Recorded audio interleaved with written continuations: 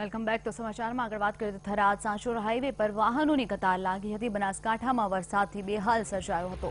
કેટલાક વાહનો 2 દિવસથી ફસાયા છે। અત્યાર સુધી 9 જેટલી ટ્રકો પલટી ખાઈ ચૂકી છે। આ ટ્રક પલટી ખાઈ જતા એક વ્યક્તિનું મોત પણ નીપજ્યું છે। તંત્રએ ટ્રાફિક દૂર કરાવવા કાર્યવાહી હાથ ધરી છે।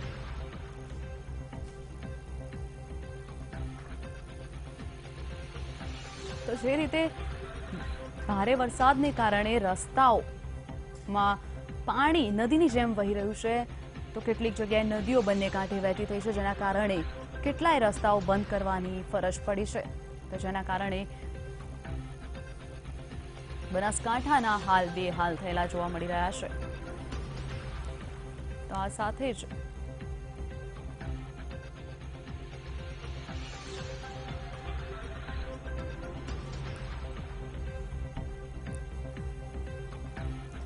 દેવરામ મિસ્ત્રી જોડાઈ ગયા છે વધુ માહિતી માટે। તો દેવરામ, જણાવશો કે જે રીતે બનાસકાંઠામાં ટ્રકની લાંબી કતારો લાગી છે, એક વ્યક્તિનું મોત પણ થઈ રહ્યું છે, તંત્ર દ્વારા શું પગલાં લેવામાં આવ્યા છે?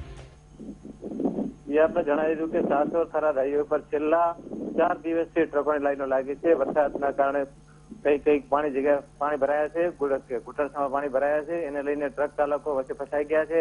8 થી 10 ટ્રકો પલટી ખાધી છે, એના લઈને એક ટ્રક ચાલકનો તો મોત થયું છે ઘટના સ્થળે। હાલની તંત્ર દ્વારા હજુ કોઈ કાર્યવાહી થઈ નથી। અત્યારે એનડીઆરએફની ટીમ સાથે હું ત્યાં ઘટના સ્થળે પહોંચી એનડીઆરએફની ટીમે ટ્રાફિક ઘટાડ્યું છે। જી દેવરામ, સમગ્ર માહિતી બદલ આભાર।